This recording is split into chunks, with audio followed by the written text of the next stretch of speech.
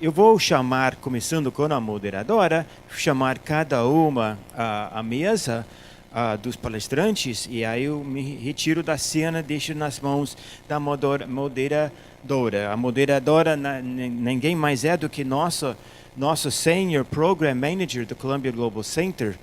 Esse é o título formal de Daniela Diniz, mas informalmente ela é a pessoa que faz as coisas acontecer. E agradecemos muito as forças durante o ano todo, mas sobretudo na hora de organizar esse evento. Então, para comandar essa segunda mesa, convido a minha colega Daniela Diniz a tomar seu lugar no palco.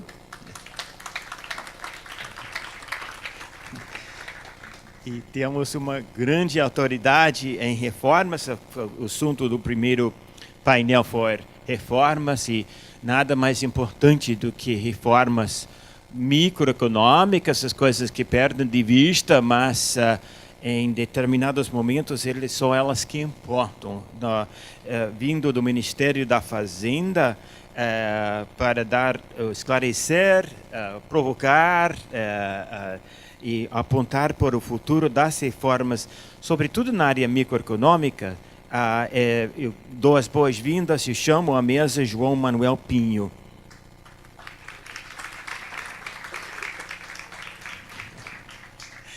Agora, obrigado, seja bem-vindo. E em terceiro lugar, e o último componente da mesa, mas é uma honra apresentar um pesquisador do IBRE, que continua com uma nova geração de pesquisadores da família dele, que eu dou as boas-vindas, um prazer ter pessoal chamar Fernando de Holanda Filho para a mesa. Seja bem-vindo, Fernando. Agora, e não por último, eu gostaria de agradecer, eu falei no início do papel das pessoas, ninguém nasce sozinho, sabendo ou motivado para aprender sobre o Brasil, a economia brasileira. Tem que você ter, cada um de nós, temos que ter uma sorte de cair no nosso caminho, um orientador esclarecido, inspirador. E no meu caso, e eu acho que no caso de Armando Castelar e vários outros aqui, e muitos ao redor do mundo, realmente os orientandos deles estão em todo lugar. Eu estou procurando para ver se ele está aqui depois dessa apresentação. Está aqui mesmo, tá? Eu gostaria de chamar um professor emérito de economia da School of International and Public Affairs da Universidade de Columbia, e um grande, eu posso falar, grande amigo do Brasil, das relações entre Brasil e Estados Unidos, o nosso querido Albert Fischlow.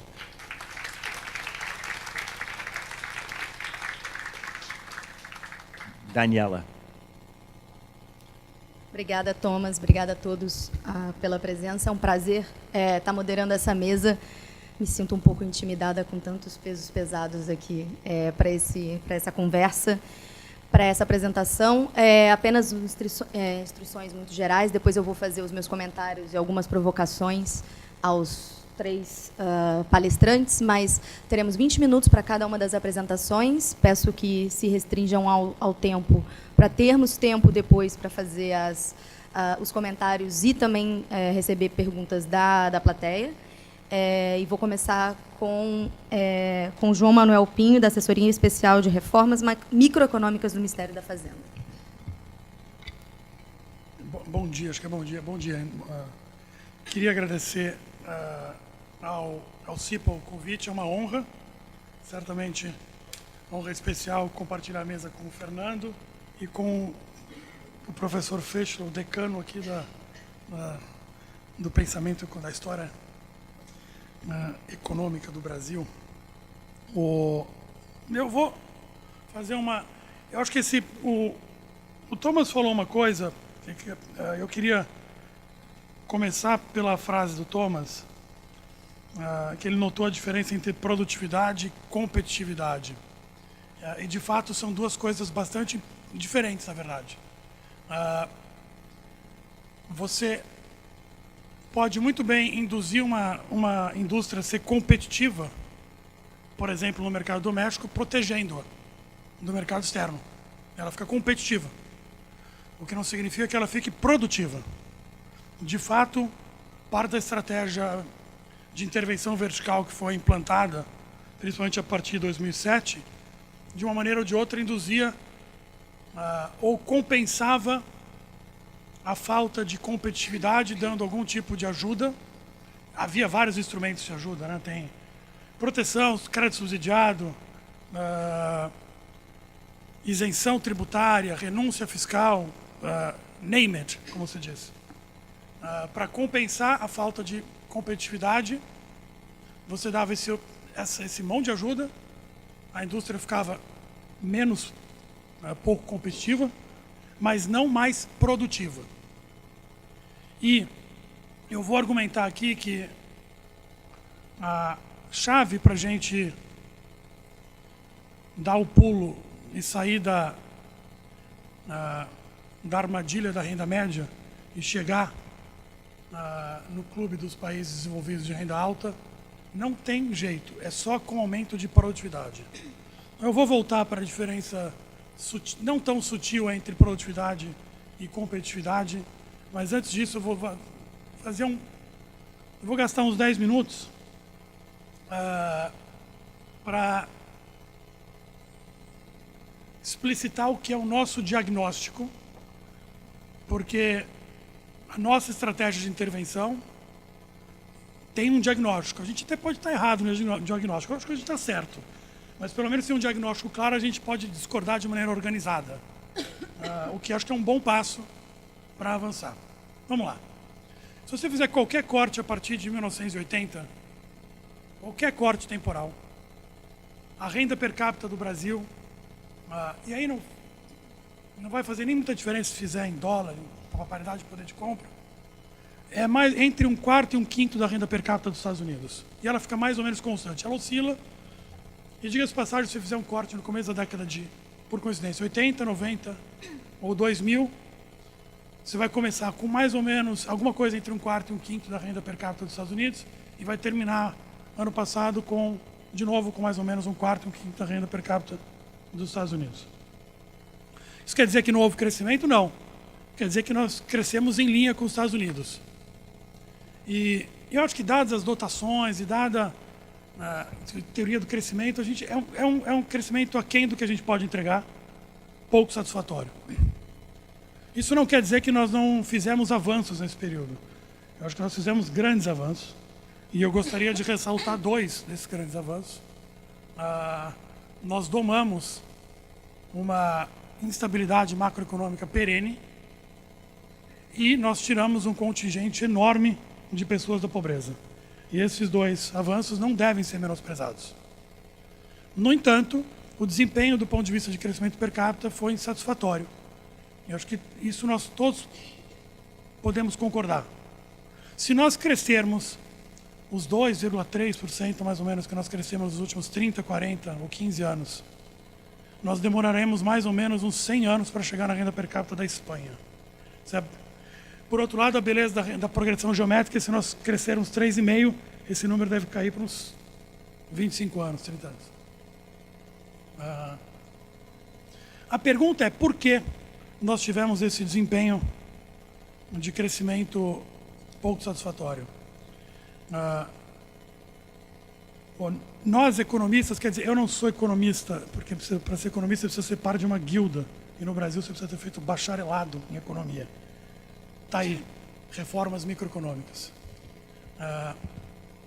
Mas os economistas costumam dizer que tem 3 fatores observáveis que a gente consegue colocar numa planilha para explicar crescimento ao longo do tempo ou diferenças de renda per capita entre países no mesmo ponto do tempo. Quantidade de máquinas, chama de capital físico, capital humano, aí tem várias definições, e participação na força de trabalho. Todo o resto a gente chama de resíduo ou produtividade à medida da ignorância, né? Você não consegue explicar com aquilo que você observa. Uma medida comum de... Então, se nós olharmos para o Brasil e os Estados Unidos, a diferença no estoque de capital entre o Brasil e os Estados Unidos diminuiu nesse período. A despeito das nossas taxas baixas de poupança, então, o investimento foi suficiente para diminuir a diferença no estoque de capital. Claro, saiu de um nível muito menor, ainda está num nível muito menor, seria de se esperar que fosse diminuir, e de fato diminuiu. Fato é que se fosse por este fator, a diferença de renda per capita entre Estados Unidos e Brasil deveria ter diminuído. A diferença de capital humano medido por número de anos de escolaridade também diminuiu. Ou seja, isso não quer dizer que o brasileiro seja tão bem educado conforme a medida de número de anos de escolaridade que o americano hoje, mas a diferença também diminuiu nesse período. A participação na força de trabalho também aumentou no Brasil em relação aos Estados Unidos. Boa parte é o bônus demográfico, a minha geração. Essa geração que anestesiou a necessidade de reformar a Previdência, aparentemente, né? O fato de haver um bônus demográfico.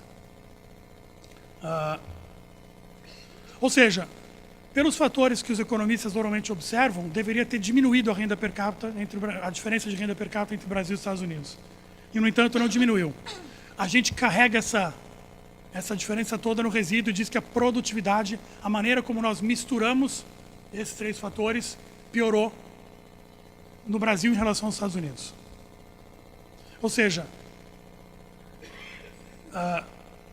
o desempenho ruim, em termos relativos, não foi porque nós investimos pouco em capital físico, não foi porque nós investimos pouco em capital humano, e não foi porque a participação na força de trabalho foi ruim.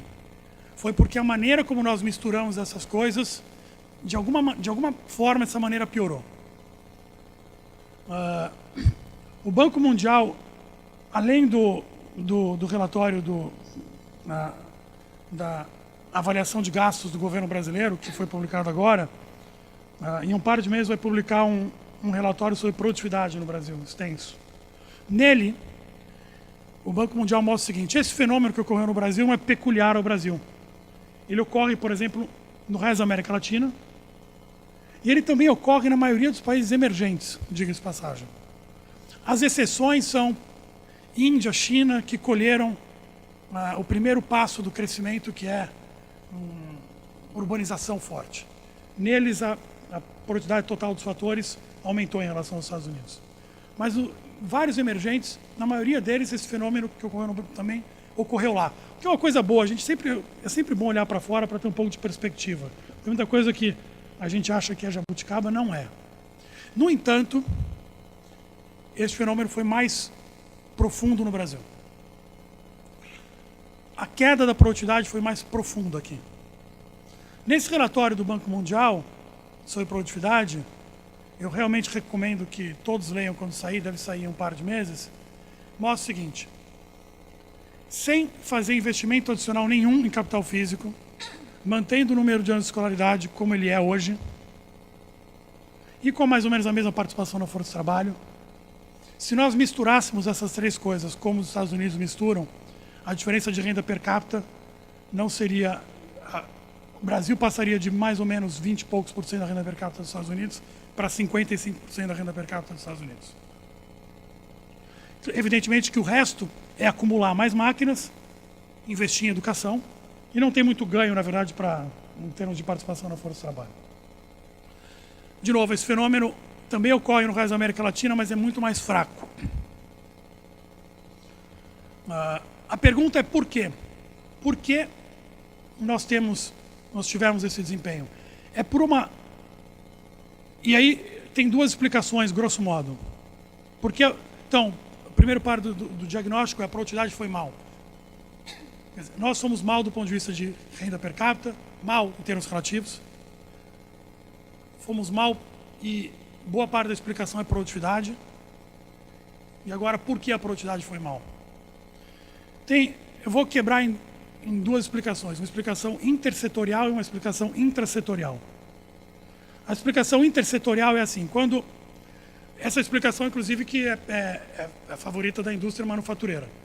Se você pegasse a participação da indústria no PIB, no começo da década de 80, ela deve ter caído, eu suponho, deveria dizer uns 9 pontos percentuais de lá para cá. Fenômeno que também não é peculiar ao Brasil. A desindustrialização é um fenômeno mundial, exceto alguns países.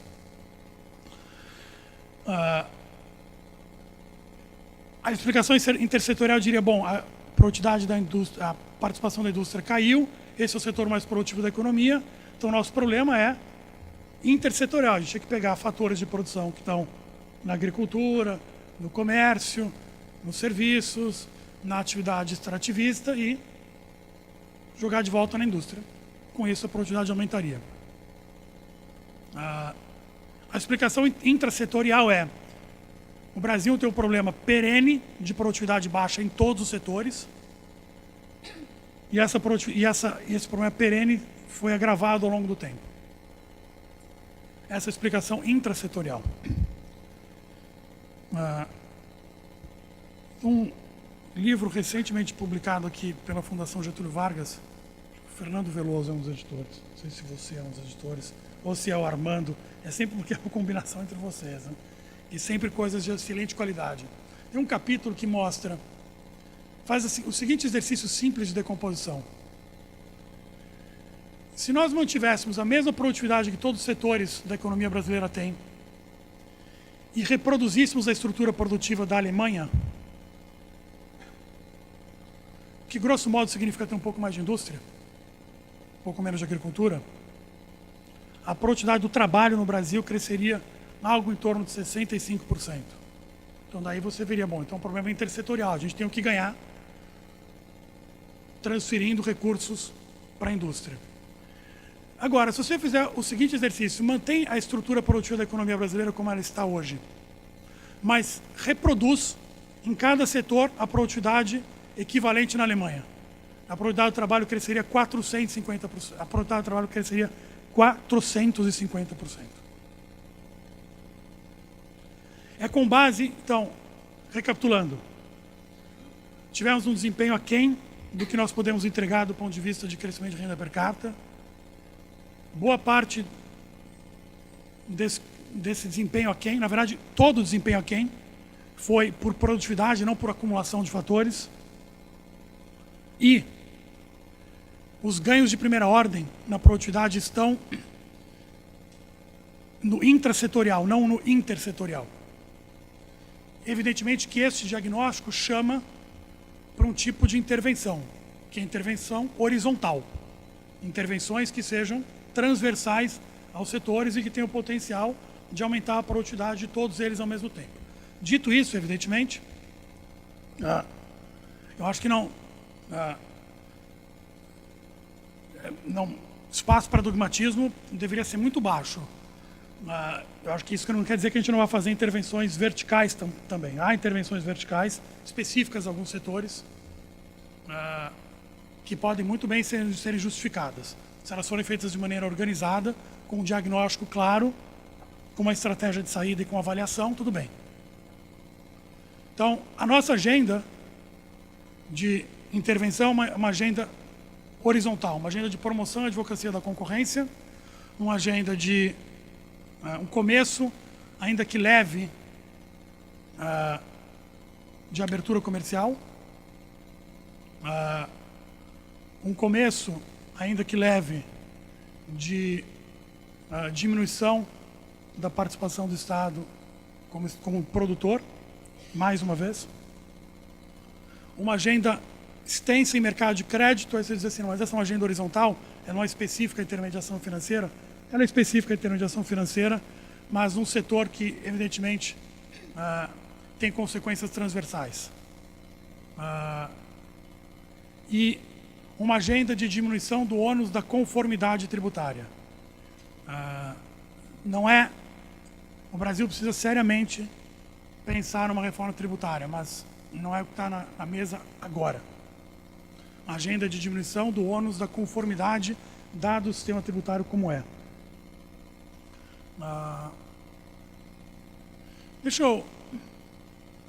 Eu vou falar um pouco sobre a agenda de crédito, que eu acho que é uma agenda fundamental, na qual nós fizemos entregas relevantes. Depois eu vou falar um pouco sobre intervenções verticais, produtividade e competitividade. Quando eu digo vertical, é específico a um setor. Horizontal, ela é transversal aos setores.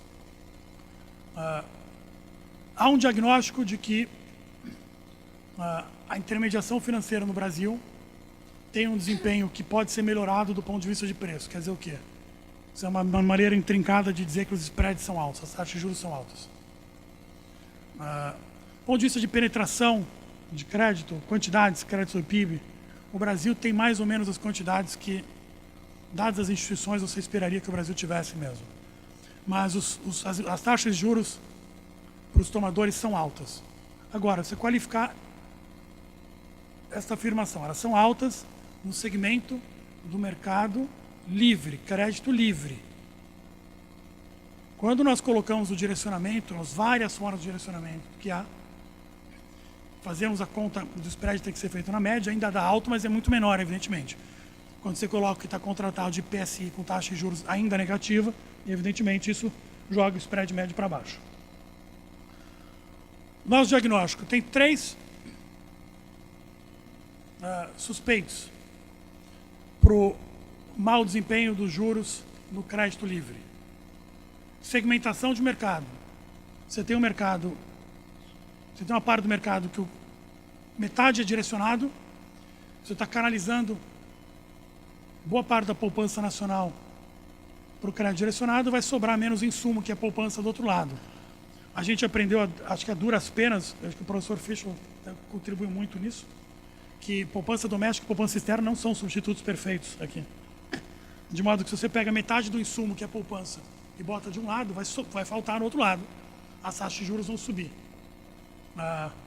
O meu colega Marcos Lisboa tem a explicação mais curta para isso, que é a meia entrada de um lado, você paga, né, mais alto no outro. Né?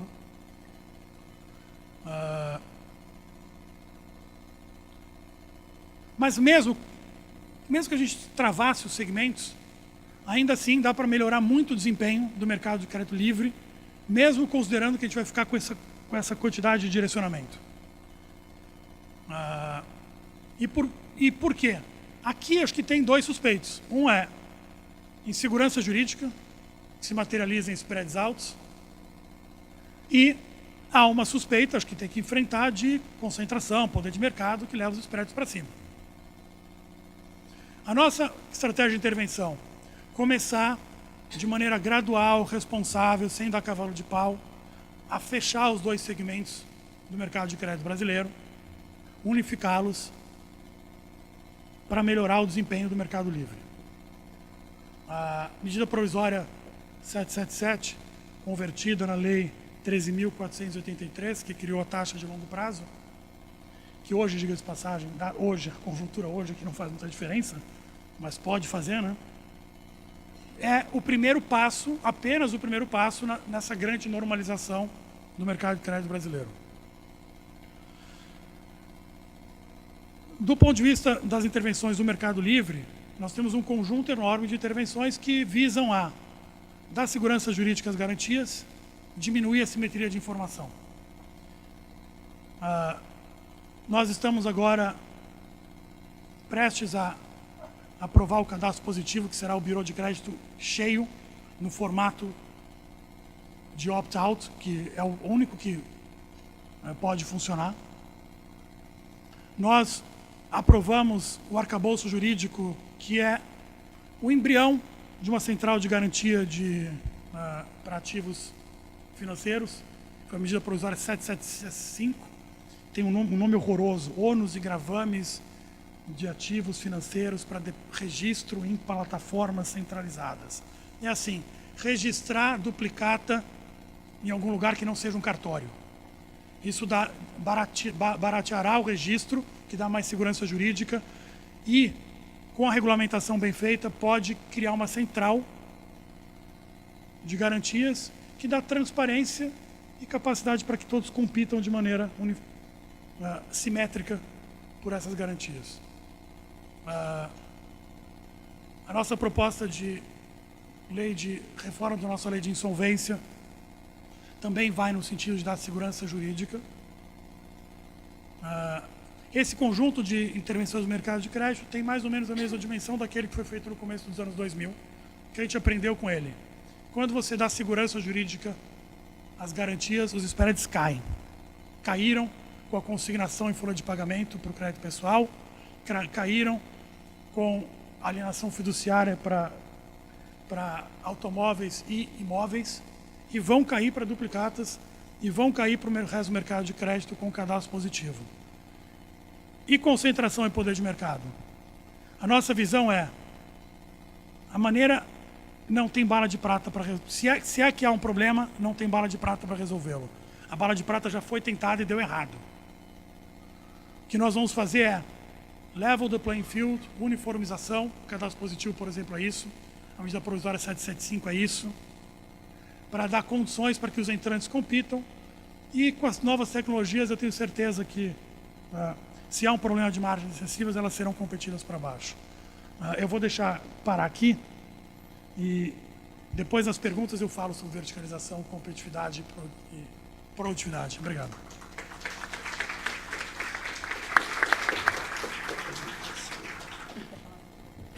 Agora eu chamo o professor Fernando de Holanda Filho, fazer sua apresentação.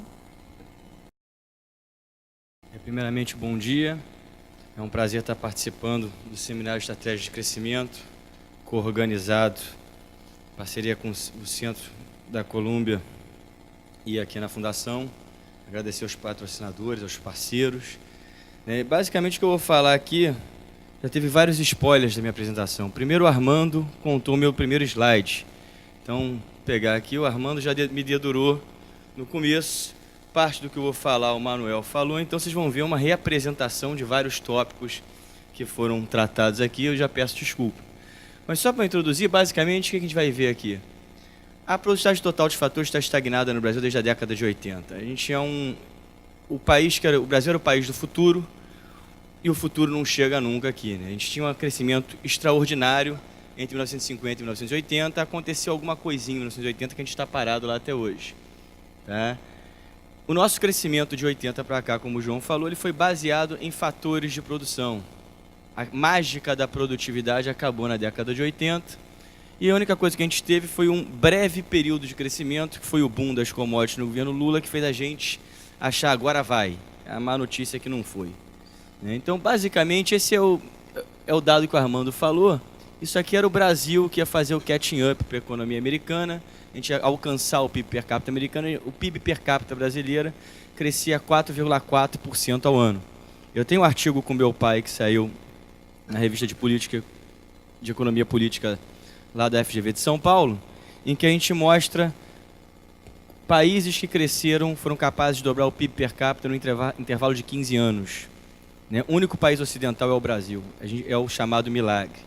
A gente conseguiu dobrar o PIB per capita em intervalo de 15 anos, quer dizer que você precisa de um crescimento per capita da ordem de 5,7% ao ano.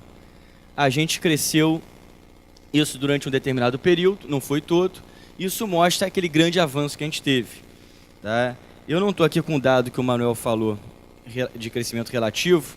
O Brasil chegou em 1980 a ter 30% da renda per capita americana no pico. E de lá para cá baixa e as medidas variam entre 20% e 25%. No que eu chego 30 lá, chega em 22% hoje em dia. A gente regrediu em termos relativos de 1980, quando foi o pico. Tá? Um outro dado interessante é que a gente compara o Brasil com a Coreia. O jogo começou 2-0 o Brasil e hoje em dia está 3-2 Coreia. Tá? Eles saíram de uma renda per capita que era metade da nossa, hoje a gente tem uma renda per capita que é cerca de 60% da renda per capita americana. A gente tomou uma virada, não foi o 7-1 da Alemanha, mas não deve deixar ninguém orgulhoso 3-2 para a Coreia aqui. O que acontece? O Brasil vinha numa trajetória de crescimento, o Brasil é o preto, chega aqui em 1980. Daqui em diante a gente vai de lado, alguns soluços de crescimento, mas um crescimento muito baixo, em contraste com a tendência que a gente teve naquele período de elevado crescimento. E aqui a China desmoralizando a gente. E isso aqui é o Chile, que tem um crescimento, ele não é nada espetacular, mas ele é constante e acima do nosso ao longo do tempo, que também gera resultado.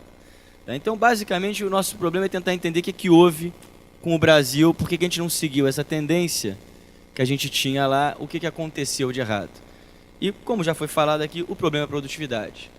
Parte desse crescimento aqui é o crescimento fácil, que é o que faz a Índia e a China se separarem dos outros emergentes. O que é o crescimento fácil? Nas etapas de desenvolvimento econômico, você tem uma primeira etapa que é a industrialização.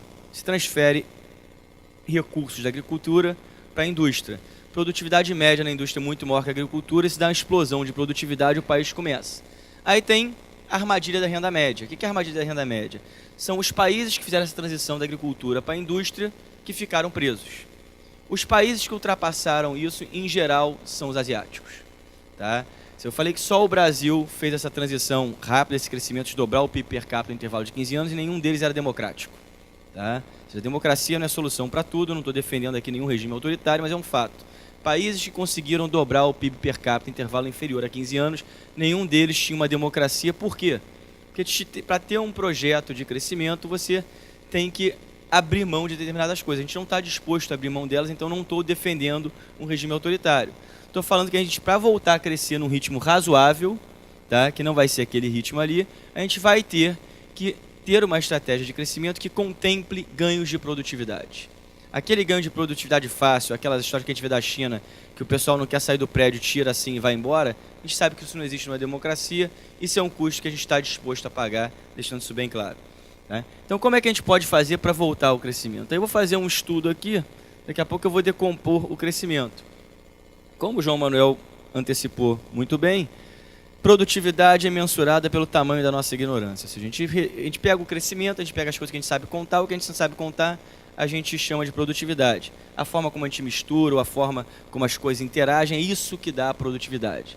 E a gente sabe que algumas coisas afetam a produtividade ao longo do tempo. Então, você pode pegar a TFP, ela ficou parada entre 82, desculpa a legenda que está muito ruim, 82 e 2003, ela caiu e depois ela voltou. Faço isso para a produtividade do trabalho. A produtividade do trabalho no Brasil cresce bem pouquinho, tá? Comparando com outros países, esse crescimento é muito baixo. Tem aquela explosão no ciclo da commodity do Lula, que é agora vai, e depois ela retrocede. E aqui está o nosso grande calcanhar de Aquiles, né? Produtividade do capital. Produtividade no capital no Brasil é uma tragédia, não tem outra forma de falar. Ela cai e cai e cai. Teve um soluço e ela voltou para o padrão dela normal, que é um padrão trágico. A gente tem um problema, a gente é um país que tem, de certa forma, alguma escassez de capital, se você comparar com os outros países, mas a produtividade do nosso capital, por algum motivo, ela é muito ruim. Tá? O único período em que esse cara cresce é aqui no período Lula. Eu tenho duas explicações para isso, não excludentes. Uma são as reformas anteriores que melhoraram um pouco o funcionamento, que foram desfeitas. E o outro é que a gente não consegue contar direito no produto, a gente não consegue blindar ele do ciclo da commodity. Então, uma parte que foi aumento de preço das commodities, ela aparece no nosso resíduo, que é a produtividade. Nesse caso, a produtividade do capital. Tá? Então, fazendo um exercício rápido, né, eu posso decompor o produto em capital, trabalho e a nossa produtividade. Se eu faço isso, eu posso contar quanto de cada um desses fatores contribuiu para o crescimento do Brasil ao longo do tempo. Se eu faço isso por períodos, eu pego o período como um todo, a gente tem um crescimento do PIB, não é do PIB per capita, de 2,4, produtividade 0,4, horas trabalhadas 1 e capital contribuindo para 1. De 82 a 94, o cenário não mudou. Produtividade paradinha, trabalho 1%, outro 1,4% de capital. Anda um pouco mais para frente, o período que a gente parecia que ia, 2002 a 2010, é o único período em que tem produtividade crescendo. Então, para ir, precisa de produtividade, não tem jeito. Tá? Se a gente quiser que a renda per capita brasileira se torne a renda per capita de um país rico, tá? E país rico aqui eu estou falando 60% do PIB per capita americano, a gente já está lambendo os beijos, que é o triplo do que a gente tem hoje em dia, tá? A gente vai precisar de produtividade. Por quê? Porque, como o João falou, a gente tem uma tragédia maior. É ruim um país envelhecer, mas é muito pior envelhecer pobre. E é o que está acontecendo com o Brasil. O envelhecimento populacional é a perda do bônus demográfico. O bônus demográfico é aquele período no qual a população em idade ativa cresce acima da população como um todo. Por que a gente chama isso de bônus? Porque é o período em que o pessoal que vai trabalhar cresce mais do que o pessoal que vai dividir o que a gente produziu. Então, isso é um período da janela de oportunidade que a gente perdeu. Tá? Basicamente, esse aumento da produtividade nos ajudou. 2010 a 2014, as horas trabalhadas ficaram estagnadas, a produtividade começou a cair. E aí você começa as comparações mais recentes e você vê que a tragédia atual também é uma tragédia de produtividade. Várias intervenções verticais, pelo visto, não deram certo, geraram como legado capital inutilizado. Eu gosto de um número que eu conheci ele errado, eu vi a apresentação do pessoal da indústria automotiva. A gente tem uma indústria que hoje em dia demanda 2 milhões e a gente tem um parque capaz de produzir 5, segundo eles. Haja misalocation. Eu botei um capital que não vai ser utilizado e todos nós conhecemos a grande qualidade do carro brasileiro. Não é um carro que vai entrar em qualquer mercado, vai entrar em mercado com a qualidade do produto como o nosso. Então se montou uma indústria gigantesca que você provavelmente não vai utilizar porque a demanda doméstica não vai demandar e é difícil de você exportar porque ele é um carro não competitivo no resto do mundo. Ele é competitivo aqui dentro porque você tem algumas barreiras que os protegem. Eu posso brincar dessas decomposições todas, é que eu faço só em relação à decomposição da produtividade do trabalho. Ela cresce em média 1%, que é muito pouco para um país emergente, um país em desenvolvimento. Tá? E esse baixo crescimento da produtividade do trabalho, ele também só foi revertido naquele bom período. Tá? E por último eu faço isso com a produtividade do capital. Dá uma olhada, o período Dilma é o único no qual o capital cresce absurdamente no Brasil. De fato, aquele negócio de investimento veio. Parece que ele foi para o lugar errado. Porque quando ele vem, a produtividade despenca. Então essa é a conjectura de que, eu concordo com o João, acho que ele já reportou aqui, essas intervenções verticais não vão funcionar. Por quê? Porque, em geral, você está escolhendo setores que não seriam escolhidos naturalmente pela economia. Você está fazendo um setor pouco produtivo crescer mais do que um produtivo via meia entrada, via dinheiro subsidiado e, infelizmente, o preço aparece. O preço aparece aonde? Na baixa produtividade. E não tem solução para fazer um catching up, para a gente avançar se a produtividade não evoluir. Infelizmente, não existe atalho, gente. E a gente adora, como brasileiro, procurar atalho. E os atalhos estão sempre dando no lugar errado, infelizmente. Tá? Por último, eu faço uma média ponderada da produtividade total de fatores, que eu posso escrever ela como uma média da produtividade do capital e da produtividade do trabalho. Quando a gente pega e olha isso, o problema está bem claro na produtividade do capital. Nossa produtividade do trabalho cresce pouco, mas ainda cresce alguma coisa. Nossa produtividade do capital não cresce. A gente tem um problema ou de alocação, ou de uso, alguma coisa está errada na forma como a gente usa o capital na economia brasileira. Se a gente acha que esse é um sistema que deve ser mantido, é bom a gente se conformar em ficar permanentemente com 20%, 30% no máximo da renda per capita americana. Lembrando que vai piorar. Aquele crescimento via trabalho que a gente observa aqui, ele vai cessar porque a população brasileira vai crescer num ritmo mais lento. O crescimento fácil via fator de produção, infelizmente, ele não vai ocorrer. Não é por falta da gente querer, não é por falta de fé no Brasil, como alguns políticos de vez em quando gostam de falar, que o pessoal está jogando contra, é simplesmente por incapacidade. Né? Nenhum país consegue, não vai ser a gente que vai conseguir fazer dessa forma. Tá? Eu vou focar mais abertamente na baixa produtividade, mas vou aproveitar um ponto que o João Manuel fez aqui, que é um ponto que tem no nosso livro do IBRE, em diversos artigos, um meu, um do Fernando Veloso, com Pedro Silva e o Bernardo, que é o seguinte: nosso problema não é a produtividade em termos de composição alocativa. Nosso problema é que a gente é ruim em tudo.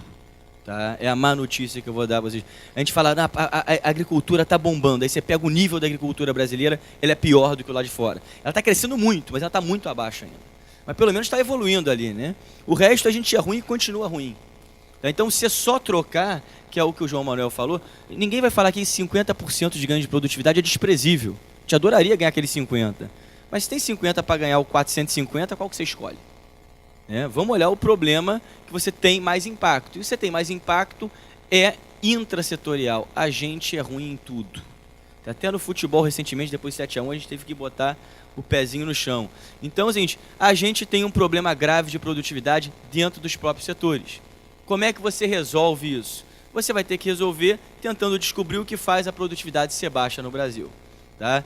E outro problema da mudança de composição setorial que o Manuel não falou é que o pessoal fala dos 50%, mas não, como se fosse muito simples você mudar um setor do outro. Você tem um custo de levar aqueles 3 milhões de carros que não vão ser produzidos nunca. Como é que eu transformo aquilo em produção de outro setor? Muitas vezes eu não transformo. Na hora que eu construí a firma, eu joguei fora aquele capital e agora senta e chora e espera a próxima oportunidade.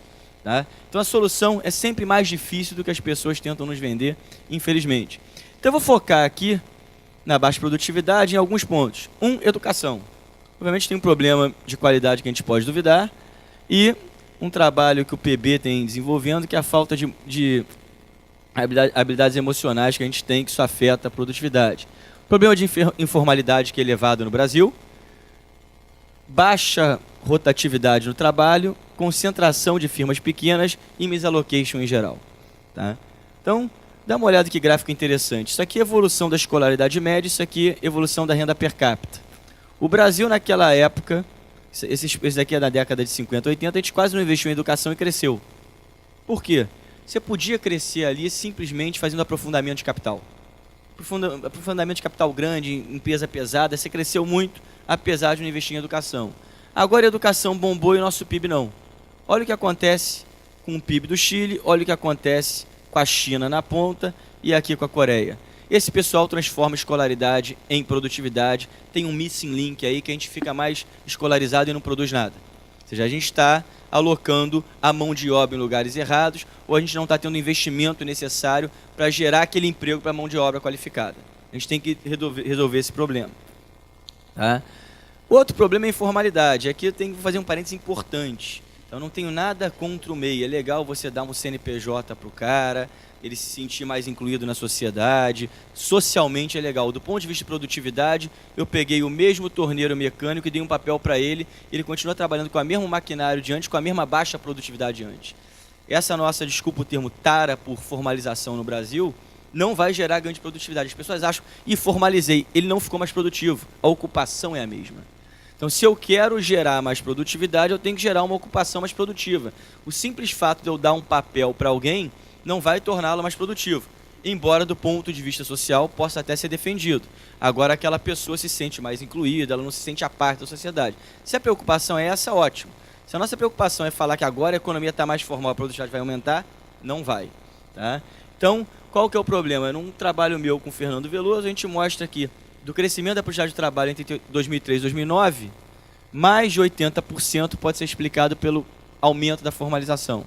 A formalização boa, o que é essa formalização boa aqui? Você houve um aumento do pessoal que está trabalhando com carteira em empresas vamos dizer assim, empresas maiores. Tá? Você teve geração em empresas pequenas, mas a empresa já tem capital. É o conta própria virando empregado. É aquele torneiro mecânico agora trabalhando numa firma especializada, que vai dar a ele as condições necessárias para ele ser mais produtivo. Isso acontece muito em construção civil. Um trabalhador da construção civil, eu contratei 2 na minha casa, o grande capital deles é a maquita. A maquita é uma maquinazinha que custa R$300. O cara corta tudo. O que você botar na frente, o cara corta com a maquita, é impressionante. Agora, aquilo não é o que vai gerar produtividade. Quando ele for trabalhar numa firma que vai pegar a máquina, ele vai ser muito mais produtivo, vai ladrilhar mais metros por dia, assim por diante, é disso que a gente está falando. Outro problema é a alta rotatividade. Eu tenho um trabalho com o Daniel, que a gente fez uma estimativa, né? Se eu reduzir, suponha que a gente reduza a rotatividade do trabalho. No Brasil, a gente fez isso no âmbito de você reduzir o estímulo do seguro-desemprego, que a gente sabe que ele dá um grande estímulo para a pessoa forçar a demissão, o excesso de direitos que você tinha. Se você reduzisse em 20% a rotatividade da mão de obra no Brasil, a gente continuaria sendo líder mundial, a gente continuaria em primeiro, o país que tem maior turnover do mundo, mas você teria um ganho permanente de 0,1% ao ano. Não é nada, 0,1% ao ano e no final de 10 anos vai ser mais de 1,1% do PIB naquela década. Tá? Obviamente, se você reduzir o turnover para 50%, aí você vai ficar ainda acima da média mundial, mas vai deixar de ser o líder, você teria um ganho de quase 0,5% de produtividade do trabalho. Completamente não desprezível. Por que isso acontece? Simplesmente a rotatividade é alta, tem pouco learning by doing, as empresas não investem no empregado, o empregado não investe na empresa. Por quê? Porque a gente tinha uma lei trabalhista no Brasil, vamos ver se a nova pega, essa coisa engraçada no Brasil, a gente aprova uma lei, só que a lei tem que pegar ou não pegar, a gente não respeita, né? Ou seja, vamos ver como é que ela vai ser cumprida. Se a lei pegar, eu vou ter quebrado esse contrato, que era o contrato na qual o empregador tinha combinado em jamais investir no empregado, o empregado nunca investir na firma. Um acordo cumprido pelas duas partes muito bem, o que infelizmente gera baixo ganho de produtividade. Aqui o outro problema é a concentração que a gente tem na cauda de baixo. Esse é um trabalho meu com o Paulo Correia, do Banco Mundial, que a gente mostra a concentração de empresas pequenas no Brasil comparados com o resto do mundo. E aí eu estou tendo um trabalho que ainda estou investigando, que é o efeito do simples, super simples. A gente tem como o Armando mencionou aqui, de novo, fazendo spoiler da minha apresentação, a gente tem esse problema que a firma vai quebrar. Meu Deus, é assim, a vida é assim, firmas ruins quebram, as firmas maiores e mais produtivas contratam o emprego daquela firma e a economia vai crescendo. Aqui, quando tem alguém que tem um problema, em vez de ele correr e resolver por que a firma dele é tão pouco produtiva e por isso pouco competitiva, ele resolve o problema da competitividade pegando o avião, indo para Brasília e chorando no Congresso. Aí alguém dá uma migalhinha para ele, ele continua operando e a sociedade paga a conta, via mais impostos e via crescimento mais baixo. Então, resolver esse problema de uma concentração excessiva de firmas pequenas e pouco produtivas no Brasil é essencial. Nesse sentido, o Simples é um problema. O Simples mantém firmas pouco produtivas e pouco competitivas vivas. Essas firmas ocupam um lugar no mercado que reduzem a possibilidade de crescimento das demais firmas, o que gera um problema na produtividade ao longo do tempo. Por último, o misallocation. Tem um paper famoso do Ciclino, que ele compara o Índia e China, mostram que elas teriam um ganho de 40%, 50%, até 60%, se não me engano, de produtividade e produto, caso você alocasse melhor o capital devido a você não poder equalizar a produtividade marginal do capital entre as firmas devido à taxação. O Rafael Vasconcelos, ele fez isso para o Brasil, ele encontrou que elas têm 50% de eficiência, ou seja, poderiam quase que dobrar o seu produto caso você reduzisse essas ineficiências. Então, são vários pontos que a gente tem que atacar para poder resolver o problema da produtividade. E, obviamente, o que isso gera? Isso gera um produto potencial baixo. Tá? Se eu estimar que a produtividade TFP no Brasil vai ficar entre o 0 e o 0,4, que a gente observou ao longo dos últimos 30 anos, a gente teria hoje um produto potencial entre 1,5 e 2. Naquela época que a gente estava empolgado, a gente achava que o nosso produto beirava os 4%, porque tinha tido um pico de produtividade naquele período. A gente tem que voltar para lá, gente. Não tem solução para o Brasil se a gente não conseguir recuperar alguma forma de crescimento. E não vai ser com boom de commodities. Se a gente ficar tendo boom, e boom vai, boom vem, a gente vai acabar. O que a gente tem que fazer? A gente tem que fazer o nosso trabalho e gerar produtividade. A gente tem que fazer as reformas necessárias. A reforma trabalhista certamente vai nessa direção de ampliar a reforma do trabalho. O trabalho maravilhoso da TLP também de alocar melhor capital, reduzir isso. E tudo isso leva a gente em qual direção? Do aumento da produtividade. Não tem jeito. Tem uma frase famosa que no longo prazo, produtividade não é tudo, mas é quase tudo. É exatamente o nosso problema aqui. Se a gente não conseguir desenvolver uma economia que seja mais produtiva, a gente não vai conseguir sair da renda média, a gente não vai conseguir passar dos 20%, 30% da renda per capita americana. Tá? Eu concluo aqui falando que o nosso problema é óbvio, é uma queda de uma produtividade crescendo em ritmo baixo há décadas. Isso não é um problema recente. Tá? A gente tem uma educação que não é transformada em produtividade, isso é um problema que a gente tem que descobrir. Como aproveitar melhor o capital humano que a gente está formando. Não adianta formar um capital humano de melhor qualidade e gerar a mesma atividade de quem não precisa de capital humano. A gente tem que conseguir gerar ocupações. Alta informalidade é um problema, mas você não resolve dando um papelzinho para alguém. Firmas informais já nascem formais na sua maioria. E o que gera uma firma formal? Uma pessoa que vai abrir a firma com alta produtividade. Firma produtiva já surge formal. Então é muito difícil você transformar uma firma informal em formal. Por quê? Porque ela tem baixa produtividade, ela não vai conseguir arcar com os custos de ser legal. Tá? Então você tem que estimular, formar melhor para que as firmas já surjam formais e com isso gerem aquele emprego mais produtivo. Redução da rotatividade da mão de obra é fundamental. Eu vejo nisso um grande mérito da reforma trabalhista, porque agora a gente pode negociar salário e manter o posto. Então tem algum motivo agora para tanto o empregado investir na empresa e a empresa investir no empregado. Antes, a única forma de ajuste era mandar embora. Como a firma sabe que se der alguma coisa errada vai mandar embora, o empregado sabe que se der alguma coisa errada ele vai ser mandado embora, ninguém investir em ninguém. Tá? Você ainda tem esse problema de muita firma com baixa produtividade. A gente tem que, não vou falar, deixar de ter pena do pouco produtivo. A gente tem que criar a condição para as firmas operarem. E aquelas firmas que, infelizmente, o mercado fala, o seu produto é ruim, você é pouco competitiva e você vai sair, a gente tem que entender isso como um evento normal do ciclo das empresas, como é nos outros casos do mundo, e a partir disso gerar crescimento nas empresas formais. E por último, a gente tem que trabalhar com a misallocation. Se a gente não fizer isso, a baixa produtividade vai fazer com que a gente fique permanentemente crescendo pouco. Eu paro por aqui, eu agradeço e peço desculpa pelos 5 minutos a mais que eu tomei.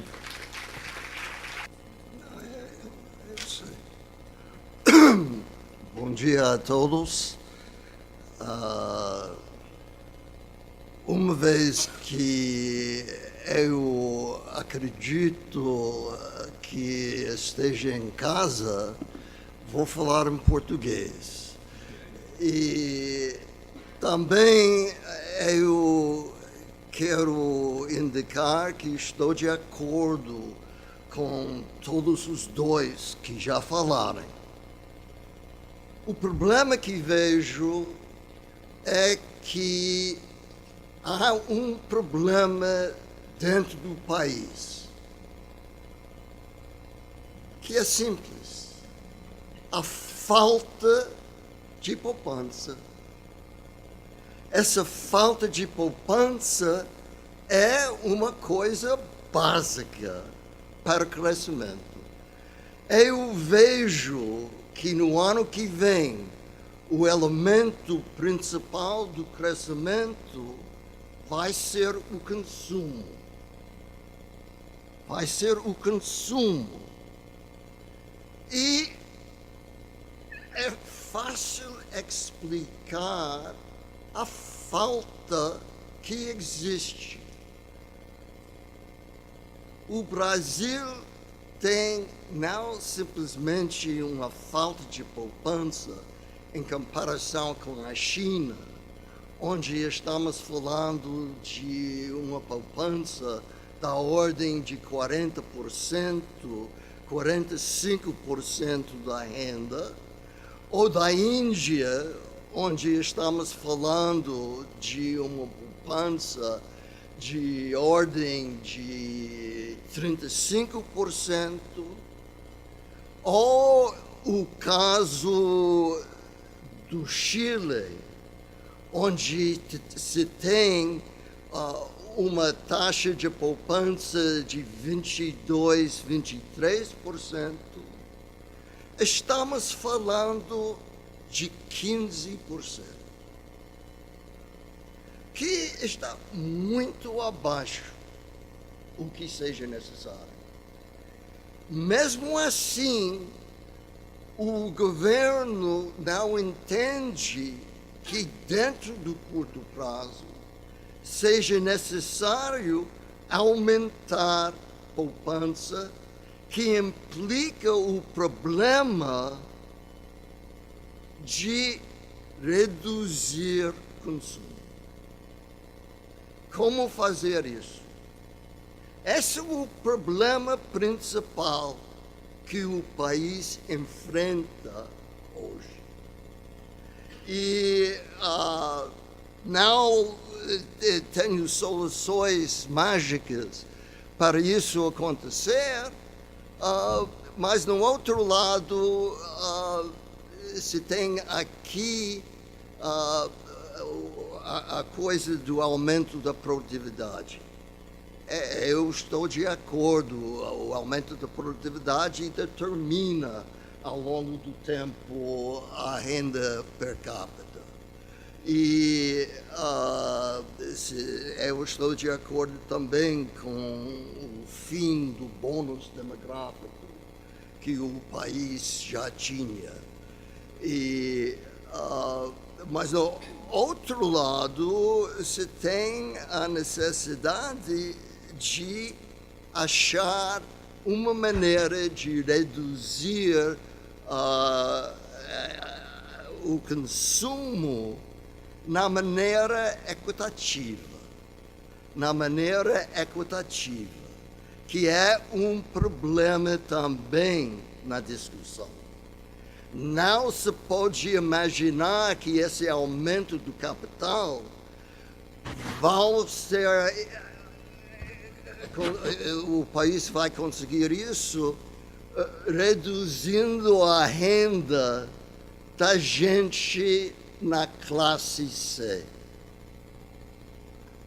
A classe C aumentou a participação na renda e está com uma dívida sempre crescente.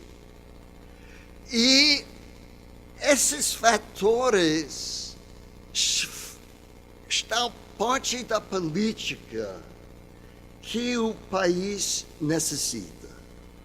Não podemos falar simplesmente que a falta de produtividade existe. Eu estou de acordo.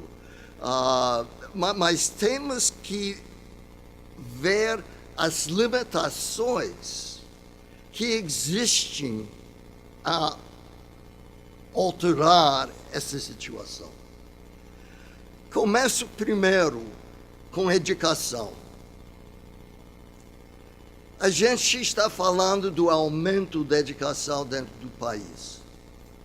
Acontece que a educação não está aumentando na qualidade.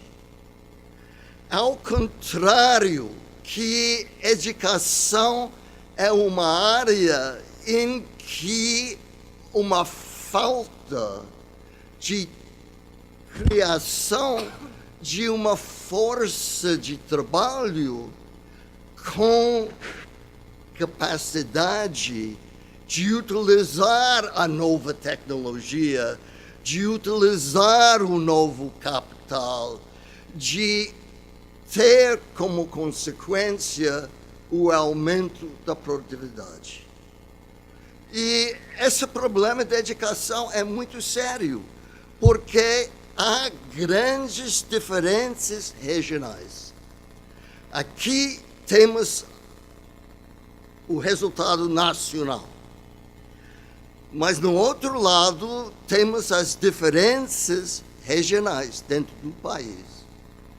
E acontece que a gente necessita considerar a maneira de melhorar a educação no Nordeste, que tem uma taxa de educação bem menor, em que se tem uma taxa de replicação dos anos da escola e, frequentemente, não terminar os anos da escola primária, para pensar bem do problema. E então eu estou também com a convicção que, no fato, a gente vai pensando de uma coisa que não vai acontecer, que é uma redução súbita das despesas do governo. Todo mundo está achando que tem uma mágica que vai de um dia para o outro reduzir as despesas do Estado, enquanto agora estamos com a necessidade de aumentar os impostos.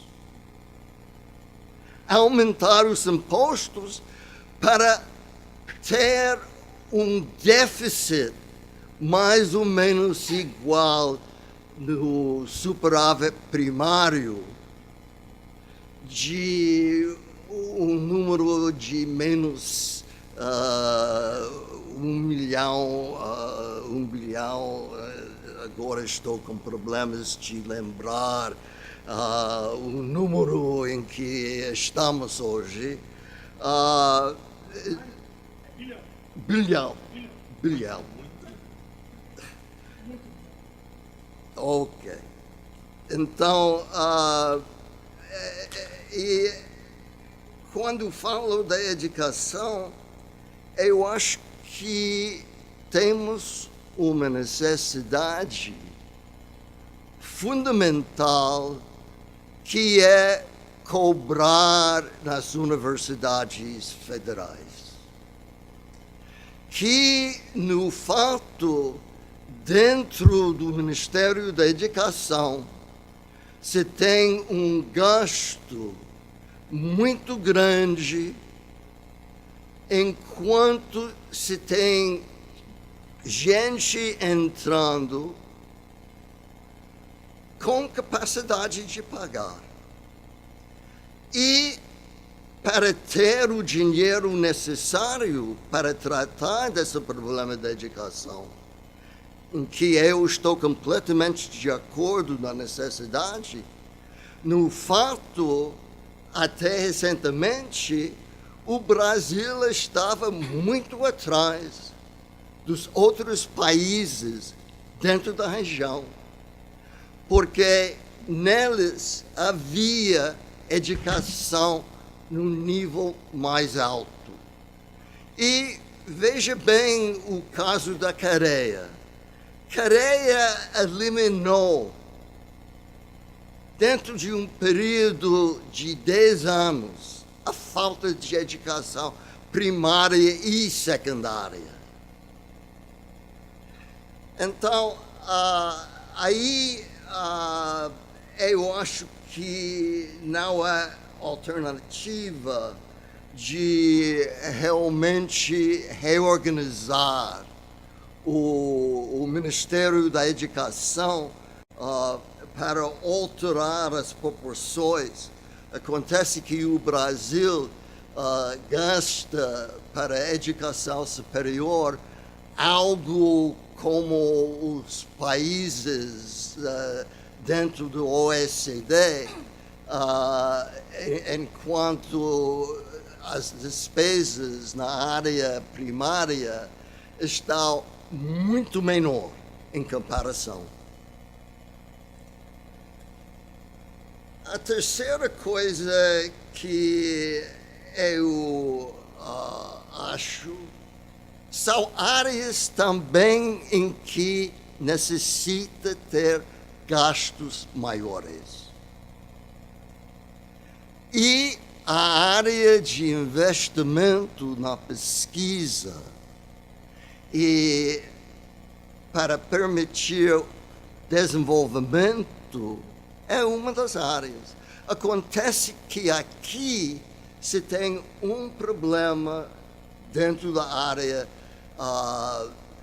que a pesquisa acontece dentro da universidade, principalmente, e tem pouca relação com as necessidades dentro dos setores produtivos. Como consequência, essa relação não simplesmente fica baixo, mas tem pouco a ver com o que está acontecendo. E, finalmente, eu termino dizendo que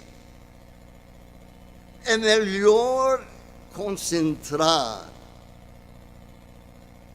nas áreas em que poderia haver avanços. Mas os avanços não podem ser espetaculares. A gente está crescendo, voltar ao crescimento de 5% por ano. Pode acontecer, mas só para 1 ou 2 anos, sem o que seja necessário. E o problema agora, como já ouvimos na parte inicial da conferência, é da situação agora mesmo, que não há tempo de experimentar políticas que vão ter resultados no longo prazo. E assim eu estou achando a importância de progredir na maneira racional, mas não esperando uma outra era de milagres. Veja bem, a Embraer tem as exportações de uma empresa muito maior do que outros setores. Mas, no mesmo tempo, tem as importações maiores. Quer dizer que tem que lidar juntamente com uma política em que o Brasil sai do automóvel. Todo o crescimento do Brasil foi baseado no automóvel. E é necessário ter outros avanços, outros setores em que poderia acontecer com tecnologia mais moderna, que agora vem de um país com maior rapidez, de ter esse crescimento necessário. Muito obrigado.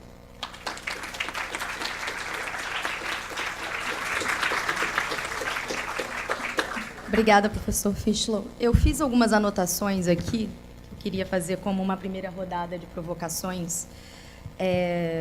Todas as apresentações eu acho que foram muito complementares, tanto do ponto de vista mais estrutural, quanto mais específico, e do panorama que o professor Fischler apresentou como um diagnóstico muito preciso dos problemas que a gente enfrenta hoje para melhorar a nossa produtividade, a competitividade. Mas uma esfera que eu senti falta foi a esfera política.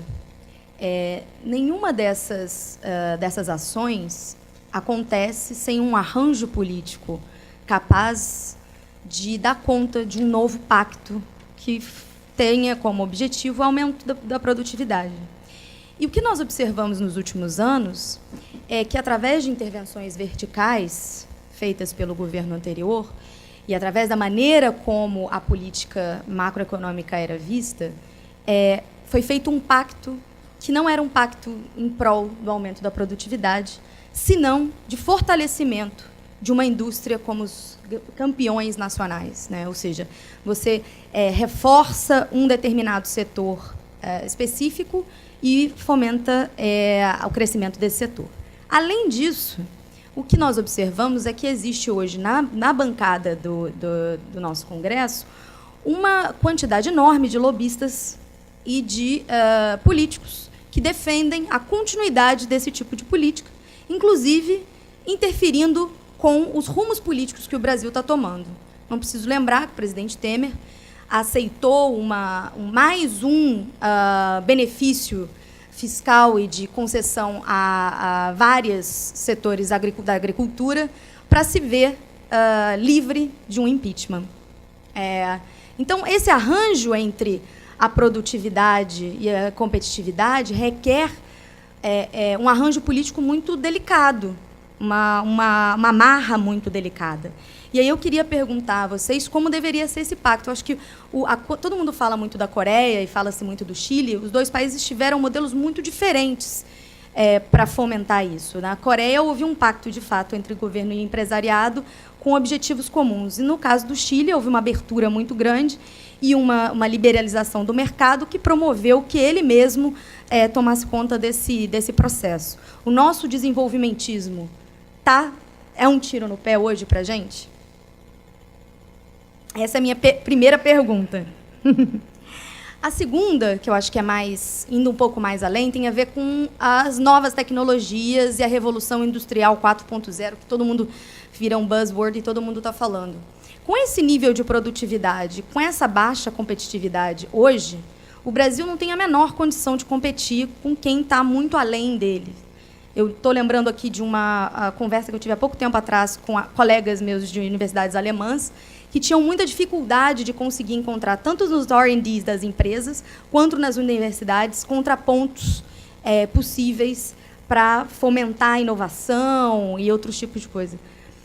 Aí a minha pergunta vem, o Brasil vai seguir como mercado de terceiro escalão, alimentando com produtos ruins um mercado que não consegue consumir produtos bons, ou ele tem uma oportunidade aí de fazer o que se chama de um leapfrog, de passar na frente e conseguir dar um salto para chegar em anos, né, melhor do que ele estava há 5 anos atrás. São provocações, mas é só para dar um toque na bola. Bom, tema para umas 2 horas, ou 2.000 horas.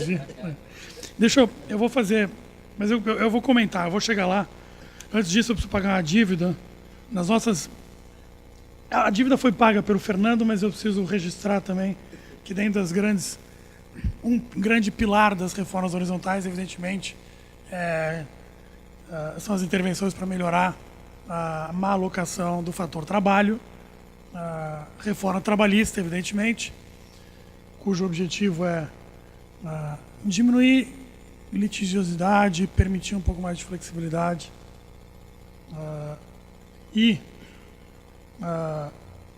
litigiosidade e custos de transação de maneira geral. A lei da terceirização, que é pelo menos um marco para... Antes você precisava... A lei regrava o que pode ou não ser feito dentro da firma, evidentemente. O que pode ou não ser dentro da firma deve ser feito por uma razão de negócio, não tributária ou trabalhista. E eu queria ressaltar também a lei da migração, que será muito importante para a importação de mão de obra qualificada. Ela, evidentemente, tem um caráter humanista, que é o de primeira ordem, mas para a importação de mão de obra qualificada, que é uma das primeiras restrições que a gente atinge quando começa a crescer. Eu vou pagar a dívida aqui e falar sobre produtividade e competitividade no contexto da pergunta sobre política. E para não comer todo o tempo, eu não vou falar sobre a outra. Se der tempo, eu falo sobre indústria 4.0. Antes disso, só comentar, o professor Fischler falou uma coisa importante sobre a baixa taxa de poupança. O setor público hoje, este ano, deve poupar uns 10 pontos percentuais do PIB. Esse é o nosso déficit nominal. Se virar 7 desses 10, só aritmética, os 15 vão para 22, não é brilhante, mas tampouco é o que nós temos hoje. Então, eu acho que o problema da baixa poupança é um problema intrinsecamente do setor público. Como resolver? Bom, não tem muito jeito. A gente tem um orçamento no ano que vem de 1,3 trilhões, esse é o orçamento federal. Destes, só 120 bilhões são discricionários. Ou a gente reforma a Previdência, ou a gente não consegue nem começar a falar sobre produtividade, porque isso sufoca tudo. Eu acho que o problema da poupança tem que ser resolvido cortando o gasto na fatia alta. A gente pode também tentar tributar os mais ricos. Os fatores são mais móveis. Se a gente for tributar os mais pobres, não vai resolver muito o problema vai resolver o problema da poupança, porque é ali que a propensão marginal a consumir é alta. Mas eu acho que não é esse caminho que a gente quer. Então a gente precisa resolver. Não tem uma bala de prata no curto prazo? Não tem. Mas tem uma bala de bronze de médio e longo prazo, que é a reforma da Previdência. Não tem jeito. Esta reforma tem que ser enfrentada, é uma realidade aritmética. E o modelo que nós apresentamos para enfrentá-la é uma reforma progressiva do ponto de vista de distribuição de renda, que, se não resolve tudo, mas começa a colocar a relação da dívida-produto numa trajetória minimamente sustentável. É difícil de pensar em longo prazo se a gente não tiver o setor público minimamente arranjado. Sobre política eu vou pegar o gancho da pergunta sobre política. A gente tem que construir um diálogo público-privado mais robusto do que nós temos hoje. Na minha mesa, aparece assim, metade do tempo são associações patronais fazendo... Por que nós temos um sistema tributário razoavelmente complexo e sufocante? Fica fácil fazer o caso de que você tem que diminuir imposto no meu setor, porque ao diminuir imposto no meu setor, você vai aumentar tanto a atividade, emprego e, portanto, a arrecadação, que vai se pagar por si mesmo.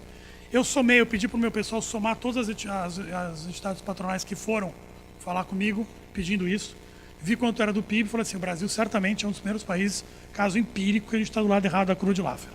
com certeza. Porque se fosse dar todas as isenções tributárias que eles pedem, a arrecadação ia dobrar. O problema é que o diálogo público-privado, hoje no Brasil, é um diálogo que visa aumentar a competitividade das empresas e não a produtividade. Então, chega-se com pedido de isenção tributária, crédito subsidiado, proteção. E a gente tem que mudar o diálogo, dizer assim, isso aqui, por uma razão ou por outra, inclusive independentemente de quaisquer discordâncias de natureza conceitual ou ideológica, boa parte disso não tem mais fiscal para fazer. Tem que o diálogo público-privado, e quando o diálogo público-privado é baseado nisso, ele é baseado em busca de renda. E se ele é baseado em busca de renda, ele é indutor de corrupção. É tão simples quanto isso. É busca de renda o tempo todo. O que a gente tem que mudar, principalmente para as intervenções verticais, é o diálogo tem que ser como que eu posso aumentar a sua produtividade, fazer mais com o mesmo. Sai da mesa. Em princípio, evidentemente você não pode ter dogmatismo, que pode ter espaço em um lugar em outro, mas tem que sair da mesa. Subsídio creditício, isenção de imposto, renúncia fiscal e proteção tarifária e não tarifária. Isso tem que sair da mesa. A hora que isso sair da mesa, as rendas a serem competidas vão diminuir. E é este o único jeito de resolver o problema de corrupção sistêmica. Aí o que é intervenção vertical? A intervenção vertical é uma intervenção que aumente a produtividade. Por exemplo, o exemplo que eu gosto de dar, alguns aqui já escutaram várias vezes, eu peço perdão, é a castanha do Pará. O Brasil, até 2011, tinha 3%, tinha 60%, 70% do mercado de exportação de castanha do Pará. Chamada Brazil Nut, né? Também conhecido como Brazil Nutcase. Hoje, a Bolívia tem 70% da exportação de castanha do Pará e nós temos 3%. Por quê? Porque houve uma mudança de padrões fitossanitários na União Europeia em 2012 e os bolivianos resolveram o problema de coordenação, esta falha de mercado específica, que é enquadrar todo mundo nos problemas fitossanitários, da conformidade fitossanitária, e eles conseguem exportar para a União Europeia, nós não. Isto é política industrial vertical de verdade. Resolver um problema de coordenação, uma falha de mercado clara. Aqui é renda coletiva que tem para ser apropriada, criada pelo Estado, não dando subsídio. Pode ser criada pelo Estado, às vezes pode ser resolvida coletivamente pela própria iniciativa privada, mas é um caso que você pode fazer que o Estado vá lá e resolva esse problema. Quando o nosso diálogo de política industrial é baseado em subsídio creditício, em isenção fiscal, em proteção, ele vai ser indutor de corrupção. Ele pode muito bem ser feito com todas as boas intenções, sim, mas a chance de dar corrupção neste arcabouço é muito maior, porque você vai competir com a renda de quem produz a renda é quem tem caneta. Então a gente tem que mudar o diálogo. E esse diálogo, intrinsecamente, a mudança desse diálogo vai para o tema desse painel, que é a gente tem que mudar o diálogo público-privado para ele ser indutor de produtividade. E com isso, você criará a competitividade boa. Criar competitividade na indústria, ou indústria, quando eu uso o termo indústria, de modo geral, não é só manufatura, pode ser serviço, pode ser qualquer coisa. Com base em... Se aumente a competitividade, é porque você deu uma isenção de imposto, você protegeu o mercado. Se proteger o mercado, você fica mais competitivo mesmo. Ou você deu subsídio de crédito. Este é o aumento de competitividade que vai nos levar à renda per capita necessária para... que é um ponto que eu gosto de fazer, que o Ricardo Paes de Barros faz, estou interessado dele. A política social, o Ricardo diz uma coisa, que o espaço da política social para trazer a taxa de pobreza de 2 dígitos para 1 dígito está esgotado. Para diminuir a taxa de pobreza de 2 dígitos a 1 dígito, que eu acho que a gente deve isso para os nossos filhos e netos, só com aumento de produtividade. O Ricardo Paes de Barros diz isso. O espaço da política social está basicamente esgotado para fazer isso. Então a gente tem que se concentrar ali. Obrigado.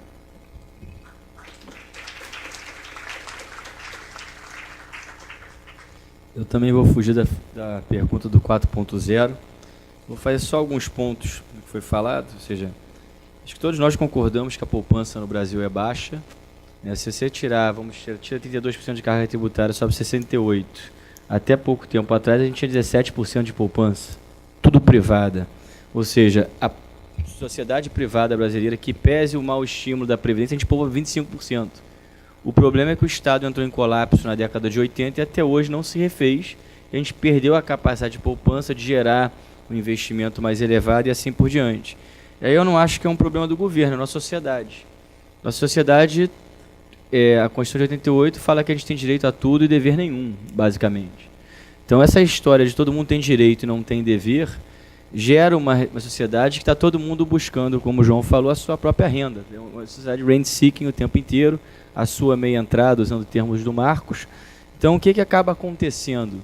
Você tem um Estado que hoje em dia ele é disfuncional, com uma carga tributária elevada, na qual todos concordam que tem que haver um ajuste, desde que não seja na parte deles.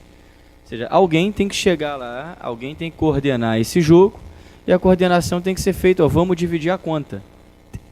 A Vilma apresentou aqui um déficit fiscal de 2,5% do PIB, a gente vai precisar gerar um superávit primário no mínimo de 2,5%, tem um ajuste de 5% do PIB a ser feito nos próximos anos, sem deixar o Estado colapsar.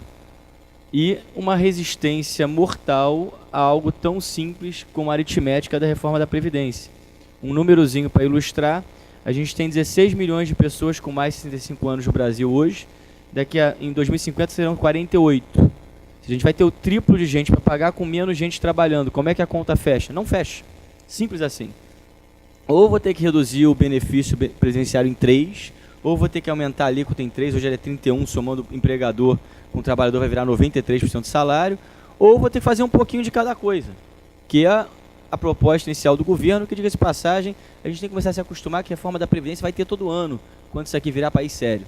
Como a gente faz muito tempo que a gente faz questão de se esconder dos problemas, usar a estratégia do avestruz, que é afundar a cabeça, a gente não tem enfrentado eles. A idade mínima, a última vez que foi tentada votar, foi em 96. 20 anos se passam, uma população, obviamente, muito mais envelhecida, e a gente jogou fora o bônus demográfico. Um ponto adicional da reforma da Previdência é que você consegue usar um pouquinho mais o bônus, porque em vez do cara se aposentar com 54 anos, vai se aposentar com 65. A gente vai usar 10 anos a mais, até isso nós estamos nos recusando. Tá? Então tem alguns mitos, como o professor Fischlow mencionou, que a gente tem que combater. É o mito da Universidade Federal pública e gratuita. Ela pode ser pública, não precisa ser gratuita para todo mundo. O filho da pessoa rica não tem que ganhar um carro, tem que pagar a faculdade. Essa lógica não é quebrada. A gente se recusa a fechar o benefício de determinados setores. Tem o problema que a gente não consegue implementar uma lei, que é a lei do salário, o teto salarial. A gente não consegue implementar para hoje, sem contar com as aposentadorias. Ou seja, é uma rede de medidas, em tese, entre aspas, simples, não é simples ser implementada porque se algum político já tinha feito. Eu não vou falar aqui que é fácil, que se ninguém fez não deve ser tão fácil assim. Tá? Mas a gente tem que montar um consenso de uma agenda mínima que o país possa evoluir. Porque se o país não fizer a agenda mínima, a gente não vai avançar na agenda da produtividade. Ou seja, um Estado funcional que feche suas contas e não quebre é o mínimo que qualquer pessoa pode imaginar. É uma pessoa que tem as contas de casa em dia. Todo mundo sabe que isso é óbvio. O pessoal chega no governo e acha que o que é óbvio na vida privada não é na vida pública. A gente tem que ajeitar as contas. Uma vez ajeitadas as contas, determinar a prioridade. E aí tem um esforço grande de avaliação de programa, como a Vilma mencionou. Para você tem que ver o programa que funciona e o que não funciona. Quando você vai ver a análise de política no Brasil, não tem análise de custo-benefício. O político faz análise benefício-benefício. Eu gerei não sei quantos empregos. O que você poderia ter feito para saber se a política foi boa ou ruim? Tem uma desoneração da folha que gerou cada emprego custando R$60 mil para um salário de 27. Isso, obviamente, é uma política mal sucedida. E esse governo e o ministro anterior não conseguiram reverter isso no Congresso. O nosso Congresso não se conforma em reverter uma política que não deu certo. Então fica muito difícil andar isso. E, obviamente, a gente sabe de todas as dificuldades que tem. Agora, sem uma agenda mínima, que seja pelo menos não deixar o Estado quebrar, para começar a avançar em partes de uma política mais horizontal, acabar com os benefícios, eu acho que a gente não vai sair de lugar nenhum mesmo.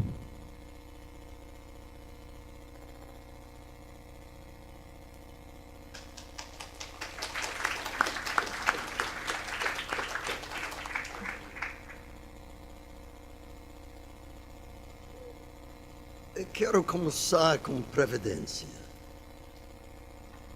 hoje em dia é a área mais discutida para fazer uma emenda constitucional que vá reduzir o aumento do setor público, etc. Estou muito em favor disso. Mas, no outro lado, eu vejo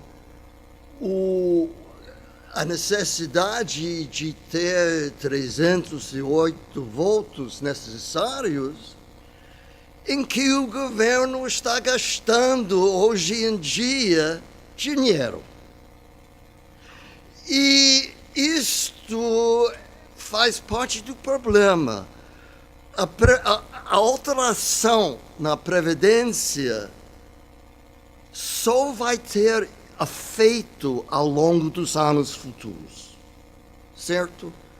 Não estamos falando de uma mágica em que vai haver um aumento de recursos disponíveis para o governo para fazer investimentos necessários, etc. O que eu acho é que a gente vai tomando decisões para mostrar a capacidade de tratar do problema da receita que vem dos anos anteriores.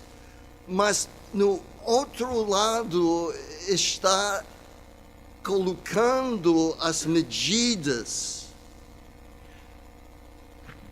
limitadas. Imaginar uma lei restringindo o gasto como o Brasil tem agora, que vai durar 20 anos. Absurdo. Nenhum país poderia saber daqui 5 anos o que vai acontecer no mundo.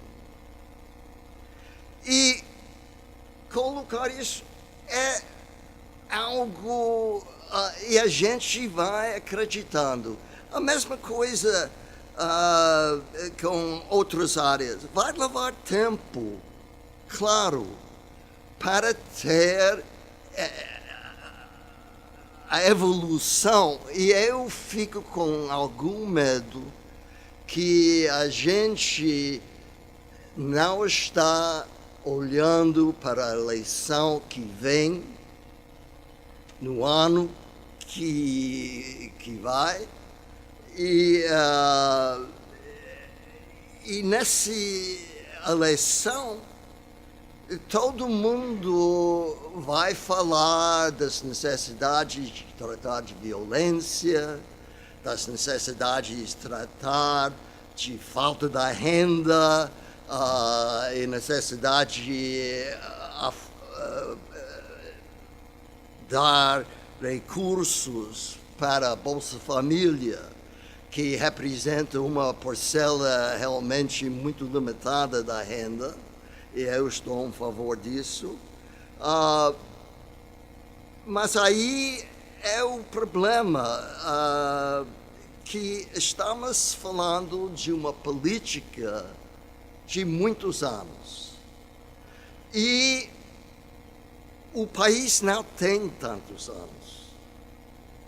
O país, como já você mostrou ali, que todos os outros países estão crescendo e o Brasil está ficando muito embaixo.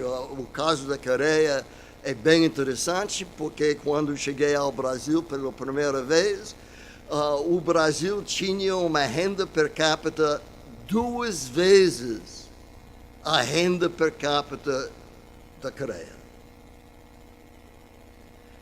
Hoje, outra coisa.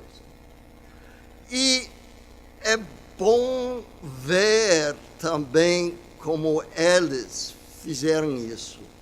Então, essa é a razão porque eu começo dando a importância ao investimento e, no mesmo tempo, dando recursos quando são necessários para evitar os problemas dos orçamentos que vêm, que não vai ter saúde, que não vai ter educação, e imaginar que o povo vai aceitar.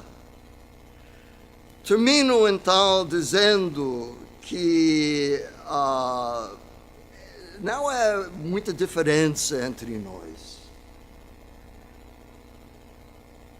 Estamos todos querendo um aumento da produtividade, mas é necessário considerar esse curtíssimo prazo, que no Brasil é uma semana, e o curto prazo mesmo, que é de 1 ano, e o longo prazo de 2.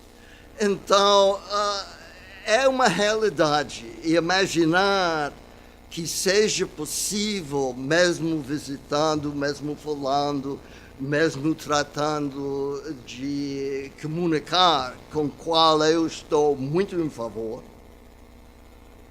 que isso altera imediatamente. Muito obrigado. Daniela, perdão, como membro da equipe econômica que defende com unhas e dentes a Previdência e empurrou a PEC do teto dos gastos, eu vou pedir 2 minutos para falar sobre. É evidente que o efeito da Previdência é no médio e longo prazo. Por aí que a gente traz esse efeito da Previdência a valor presente, e os efeitos sobre custo de financiamento do Estado brasileiro vão se sentir agora. Então, aqueles 10 pontos percentuais do PIB que o Estado brasileiro despolpa, que devem ser hoje uns 7 de juro, 3 de primário, a gente vai começar a encolher os 7 de juro, e a única maneira de fazer isso, dado o orçamento como ele é, repito, o governo federal vai gastar 1,3 trilhões de reais no ano que vem, destes apenas 120 bilhões são discricionários.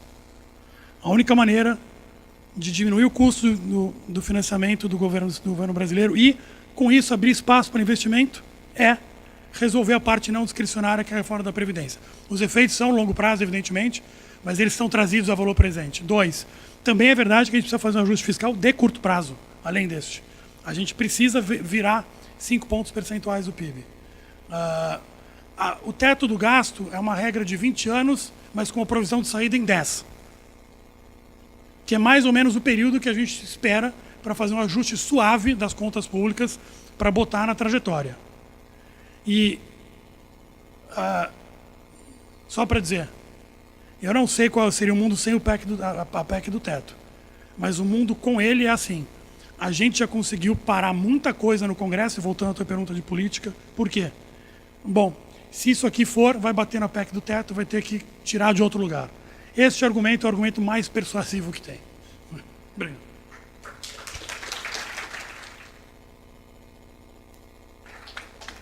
Bom, nós estouramos o tempo de novo, né? Começamos um pouco mais tarde. Não, imagina. Acho que conseguimos...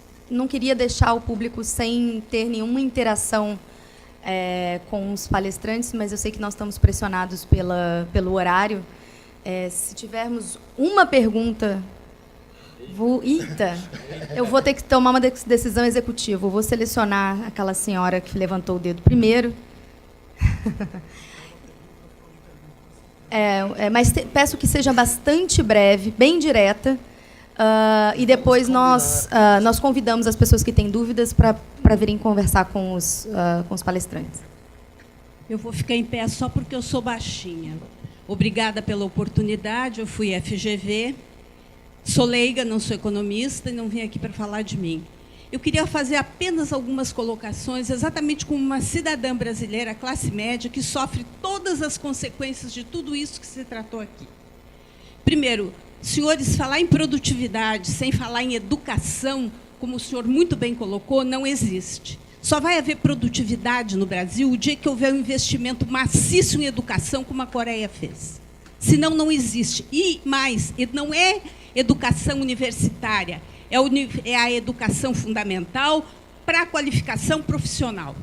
Isso é uma das coisas que eu queria contribuir como cidadã. E a segunda coisa, rapidinho. Rapidinho. Eu só queria pedir aos senhores que levassem em consideração uma coisa. Quando se fala de teto de gastos e de dívida, onde está a auditoria da dívida pública? Aonde foi gasto tanto dinheiro que nos custa tanto? Obrigada. O pessoal geralmente fala em educação como se fosse algo do tipo. Mas quando você olha para casos como a sua empresa, você não tem um quadro de educação tão desenvolvido. A ciência francesa era muito melhor que a educação francesa. Então, educação é importante, mas não é o principal na discussão de desenvolvimento. Bom, alguém se anima a responder ou comentar? Eu concordo que a alocação do recurso gasto com a educação está equivocada. Eu acho bom esse relatório de avaliação dos gastos públicos que o Banco Mundial fez. Eu recomendo muito a leitura.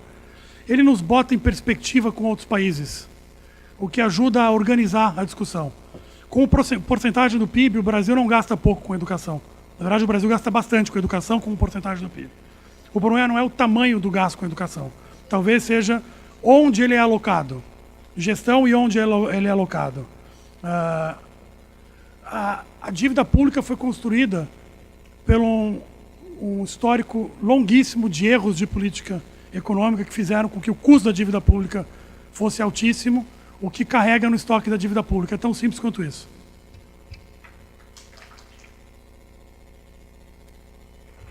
Por exemplo, esse ano está ajudando a fechar as contas da dívida pública. Então, o pessoal da auditoria fica procurando os bens. Não tem bens. Pagar funcionário gera dívida. E o funcionário não é um bem público. Então, não dá para aparecer o ativo. Então, a dívida brasileira já sofreu auditoria externa. A Secretaria do Tesouro é mais do que bem organizada. Essa história que a nossa dívida não é nossa vem da história do pagamento dos juros da dívida, que é maior do que o principal.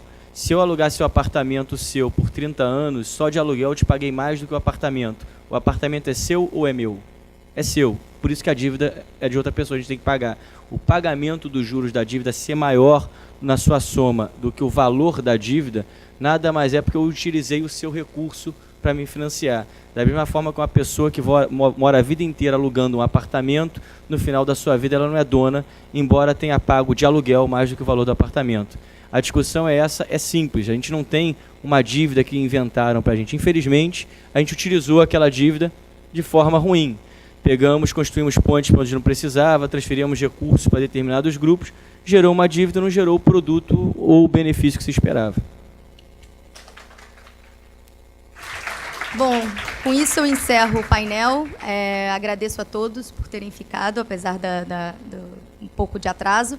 E nós voltamos aqui para o keynote às 2 horas com a Armine Fraga. Muito obrigada.